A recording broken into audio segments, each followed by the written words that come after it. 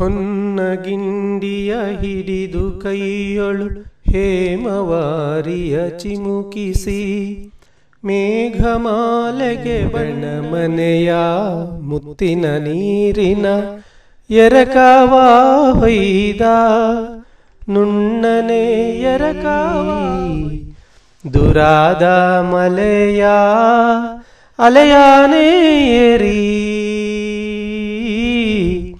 ನೇಸಾರ ನೋಡು ನೇಸರ ನೋಡು.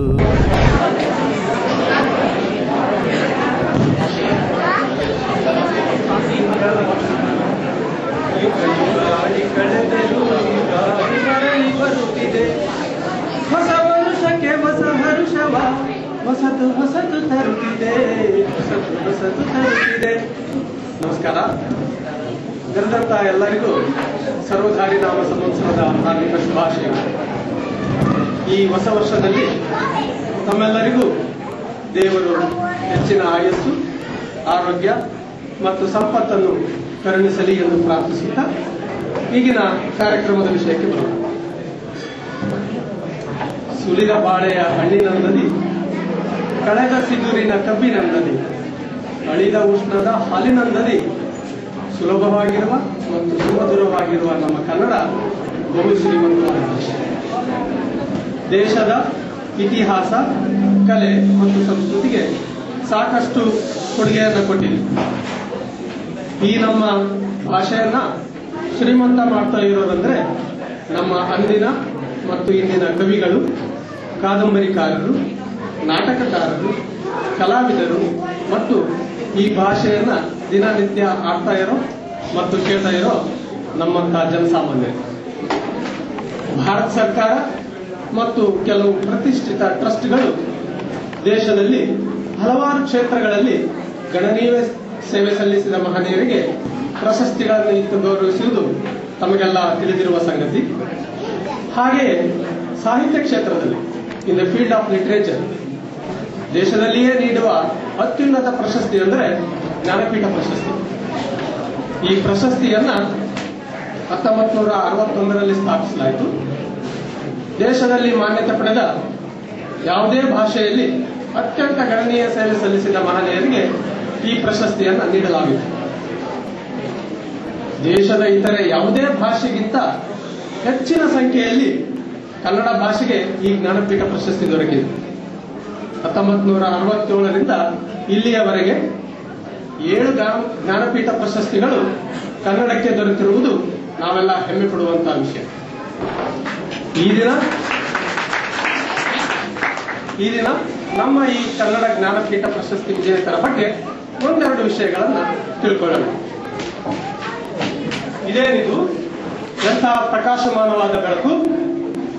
ನಮ್ಮ ಇವತ್ತಿನ ಯುಗಾದಿ ಹಬ್ಬದ ಫಂಕ್ಷನ್ ನೋಡ್ಲಿಕ್ಕೆ ದೂರದ ಗ್ರಹದಿಂದ ಏನಾದರೂ ಪರಲೋಕ ಜೀವಿಗಳು ಬಂದ್ರೆ ಅದೇ ಯಾರಿಗೀ ಮಹಾನುಭಾವ, ಇವರನ್ನ ಎಲ್ಲಿಯೋ ಯಾವುದೋ ಪುಸ್ತಕದಲ್ಲಿ ನೋಡಿದ ಆಗಿದೆ ಅಲ್ಲ, ಅಂದಾಗೆ ಇವರು ನಮ್ಮ ಕುವೆಂಪು ರಾಯರು ಕಾಣ್ತಾ ಇದ್ದಾರಲ್ಲ, ಇದೇನಪ್ಪ ಇವರು ಮತ್ತೆ ಭೂಮಿ ಮೇಲೆ ಅಥವಾ ನಾನೇ ಸತ್ತು ಸ್ವರ್ಗದಲ್ಲಿದ್ದೇನೋ. ಎಲ್ಲಾದರೂ ಇರು, ಎಂತಾದರೂ ಇರು, ಎಂದೆಂದಿಗೂ ನೀ ಕನ್ನಡವಾಗಿರು. ಕನ್ನಡ ಗೋವಿನ ಮುದ್ದಿನ ಕರು. ಕನ್ನಡವೇ ಸತ್ಯ, ಕನ್ನಡವೇ ನಿತ್ಯ. ನಾನು ಎಲ್ಲಿದ್ದೇನೆ? ಯಾರು ಶುದ್ಧ ಮಾಡ್ತಿದ್ದಾರೆ? ಎಷ್ಟೊಂದು ಹಬ್ಬದ ಸಂಭ್ರಮ. ಇದೇನು ಕಲೆಕ್ಟ್ ಟಿಕೆಟ್ ಕನ್ನಡ ಕೂಟ ಅಂತ ಬೋರ್ಡ್ ಬೇರೆ ಇದೆಯಲ್ಲ. ನಮಸ್ಕಾರ ಸರ್, ನೀವು ಕುವೆಂಪು ಅವರಲ್ವೇ? ನೀವೇನ್ ಸರ್ ಮತ್ತೆ ಇಲ್ಲಿ? ಹೌದಪ್ಪ, ಹುಬ್ಬಳ್ಳಿ ವೆಂಕಟಪ್ಪ ಪುಟ್ಟಪ್ಪ ಅಂದ್ರೆ ಎಂಪು ಅಂತ. ನಾನು ಮತ್ತು ಬೆಂಗೆ ಸ್ವರ್ಗದಲ್ಲಿ ವಾಕಿಂಗ್ ಅಡ್ಡಾಡ್ತಾ ಇದ್ವಿ. ಇಲ್ಲಿ ಕನ್ನಡ ಜ್ಞಾನಪೀಠ ಪ್ರಶಸ್ತಿ ಅಂತ ಏನೋ ಶಬ್ದ ಕಿವಿಗೆ ಬಿತ್ತು.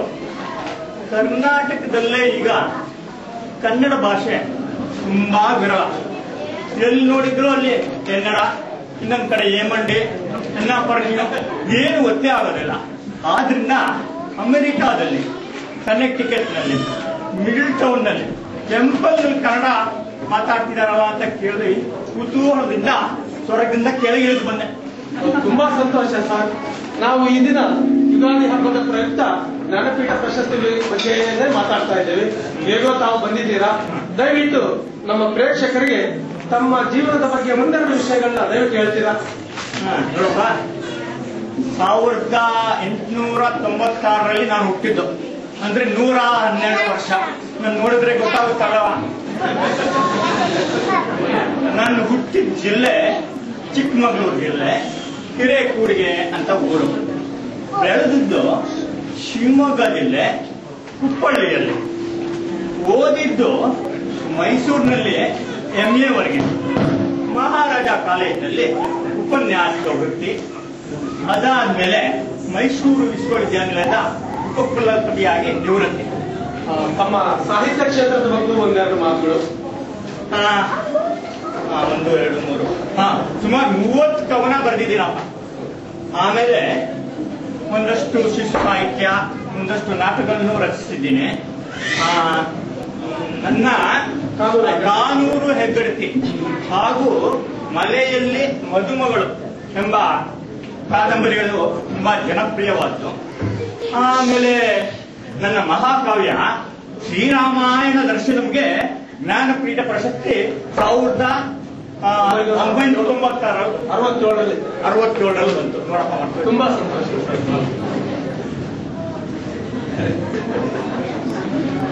ಎಲ್ಲೋದ್ರು ಈ ಪುಟ್ಟಪ್ಪನವರು ಕವಿತಾ ಇಲಾಖೆ ಹೋಗಿ ಬರೋಣ ಅಂತೇಳಿ ಬಂದ್ರಲ್ಲ ಈ ಕಡೆ ಅಂದಾಗ ನಾನು ಏನ್ ಆಟಾಡ್ತಿದ್ದೆ? ಪಾತರಗಿತ್ತಿ ಪಕ್ಕ ನೋಡಿದೇನೆ ಅಕ್ಕ, ಪಾತರಗಿತ್ತಿ ಪಕ್ಕ ನೋಡಿದೇನೆ ಅಕ್ಕ, ಕುಳ್ಕೊಂಡಾಗ ಹಾಡಿದ ಮಕ್ಕಳ ಯಾರ? ದತ್ತ ಅವರೇ, ನಾನು ಇಲ್ಲೇ ಇದ್ದೀನಿ. ಇಲ್ಲೇ ಇದ್ದೀರಿ? ನಮಸ್ಕಾರ ಸರ್. ಬರ್ಬೇಕು. ನಮಸ್ಕಾರ ರೀ, ನೀವ್ಯಾರ್ರಿ? ನಾನು ಈ ಕಾರ್ಯಕ್ರಮದ ನಿರೂಪಕ. ತಾವು ಬಂದಿದ್ದು ಬಹಳ ಸಂತೋಷ. ದಯವಿಟ್ಟು ನಮ್ಮ ಪ್ರೇಕ್ಷಕರಿಗೆ ತಮ್ಮ ಜೀವನ ಮತ್ತು ಸಾಹಿತ್ಯ ಕ್ಷೇತ್ರದ ಬಗ್ಗೆ ಒಂದೆರಡು ವಿಷಯಗಳನ್ನ ದಯವಿಟ್ಟು ಹೇಳ್ತೀರಾ? ತಮ್ಮ, ನಾವ್ ಈ ಭೂಮಿ ಮೇಲೆ ಸುಮಾರು ಇರಂಗಿಕ್ಕಿಲ್ಲಪ್ಪ. ಲಘುನೇ ಹೇಳ್ತೀನಿ ಕೇಳು. ಎಲ್ರಪ್ಪ, ನನ್ನ ಕಾವ್ಯನಾಮ ಏನೋ ಹೇಳ್ರ? ದತ್ತಾತ್ರೇಯ ಬೇಂದ್ರೆ. ಅಂಬಿಕಾತನೇ ದತ್ತ ಸರ್. ಸರಿಯಾಗಿ ಹೇಳಿದ್ರಿ ನೋಡಲ್ಲ. ನಾನು ಹುಟ್ಟಿದ್ದು 896ರಾಗ ಧಾರವಾಡದಾಗ, ಓದಿದ್ದು ಧಾರವಾಡ ಪೂನಾದಾಗ, ಕನ್ನಡ ಪ್ರೊಫೆಸರ್ ಆಗಿ ಧಾರವಾಡ ಮತ್ತು ಸೊಲ್ಲಾಪುರದಾಗ ಕೆಲಸ ಮಾಡಿದ್ದೀನಿ. ಕನ್ನಡ ಸಾಹಿತ್ಯಕ್ಕೆ ಕೆಲವು ಕಥೆ, ಕವನಗಳು, ವಿಮರ್ಶೆಗಳು, ಹಲವು ಪ್ರಕಾರಗಳಲ್ಲಿ ನಾನು ಕೊಡುಗೆ ಕೊಟ್ಟಿದ್ದೇನಪ್ಪ. ನನ್ನ ಪ್ರಸಿದ್ಧ ಕೃತಿಗಳೆಂದರೆ ಗರಿ, ಗಂಗಾವತಾರಣ, ನಾದಲೀಲೆ, ಸಖಿಗೀತ, ಅರಳೋ ಮರಳೋ ಇತ್ಯಾದಿ. ನನಗೆ 1974ರಾಗ 4 ತಂತಿಗೆ ಜ್ಞಾನಪೀಠ ಪ್ರಶಸ್ತಿ ಸಿಕ್ಕೈತಪ್ಪ. ತುಂಬಾ ಸಂತೋಷ ಸರ್. ಅಲ್ರಿ ದತ್ತ ಅವರೇ, ಅಲ್ಲ ಅಡ್ಡಾಡ್ತಿರೋರು ಶಿವರಾಮ್ ಕಾರಂತರಲ್ವೇ? ನಾವು ಸ್ವರ್ಗದಲ್ಲಿ ವಾಕಿಂಗ್ ಹೋಗ್ತಾ ಇದ್ದಾಗ ನನಗೆ ಹುಷಾರಿಲ್ಲ, ನೀವು ಇಲ್ಲೇ ಇರಿ, ನೀವು ವಾಕಿಂಗ್ ಹೋಗಿ ಅಂತ ಕೇಳ್ಬಿಟ್ಟು ಇಲ್ಲೆಲ್ಲ ಅಡ್ಡಾಡ್ತಿದಾರಲ್ಲ ಭೂಮಿ ಮೇಲೆ. ಹೌದಲ್ರಿ? ಬಂದ್ರಿ? 11 ವರ್ಷದಿಂದ ಆ ಸ್ವರ್ಗದಲ್ಲಿ ಕೂತು ಬೇಜಾರಾಗಿ ಹೋಗಿದೆ. ಹಾಗಾಗಿ ಒಂದು ಮಿನಿ ವೆಕೇಶನ್ ತಗೊಂಡು ನಮ್ಮವ್ರ ಕಡೆ ಹೋದ್ರೆ ನಮ್ಮ ಪೈಕಿಯವರನ್ನೆಲ್ಲ ಮಾತಾಡ್ಕೊಂಡ್ ಬರ್ಬೋಡು ಅಂತ ಹೊರಟೆ. ಆವಾಗ ಗೊತ್ತಾಯ್ತು, ನಿಮ್ಮೂರಲ್ಲಿ ಒಂದು ಕವಿಗಳ ಗೋಷ್ಠಿ ಆಗ್ತಾ ಇದೆ. ಅಲ್ಲ, ಕವಿಗಳ ಗೋಷ್ಠಿ. ಅದಕ್ಕೆ ಹೋದರೆ ನಮ್ಮ ಹಳೆಯ ದೋಸ್ತುಗಳನ್ನೆಲ್ಲ ನೋಡಬಹುದಲ್ಲ ಅಂತ ಈ ಕಡೆ ಹೊರಟೆ. ಅಲ್ಲದೆ ನನ್ನ ಮೊಮ್ಮಗಳ ಮನೆ ಇದೆ ಇಲ್ಲಿ, ಅವಳ ಮನೆಗೆ ಹೋಗಿ ಅವಳನ್ನು ಮಾತನಾಡಿಸಿಕೊಂಡು ಬರಬಹುದಲ್ಲ ಅಂತ ಹೊರಟೆ. ಸ್ವಾಮಿ ಕಾರ್ಯ ಸ್ವಕಾರ್ಯ ಎರಡೂ ಆಯ್ತಲ್ಲವ. ಆದ್ರೆ ಒಂದು ವಿಚಾರ ಮಾರಾರೆ, ಯಾರಿಗೂ ಹೇಳಬೇಡಿ, ನನ್ನ ಮೊಮ್ಮಗಳ ಗಂಡ ಇದ್ದಾನಲ್ಲ, ಅವನು ಏನಕ್ಕೂ ಪ್ರಯತ್ನ ಇಲ್ಲ ಸ್ವಾಮಿ. ಅವನು ನನ್ನ ಮೊಮ್ಮಗಳನ್ನು ಸರಿಯಾಗಿ ನೋಡಿಕೊಳ್ಳುವುದಿಲ್ಲ ಸ್ವಾಮಿ. ಅಲ್ಲಿಗೆ ಹೋಗಿ ಅವನಿಗೆ ಸ್ವಲ್ಪ ಬುದ್ಧಿವಾದ ಹೇಳೋಣ ಅಂತ ಹೊರಟಿದ್ದೇನೆ. ಏನಾಗುತ್ತೋ ನೋಡೋಣ. ಅವರು ನನ್ನ ಮೊಮ್ಮಗಳು ಈ ಮಾತನ್ನು ಕೇಳಿದರೆ ಈ ಅಜ್ಜನ ತಲೆ ಎಂದಾಳು. ಆಗಲಿ ಆಗಲಿ.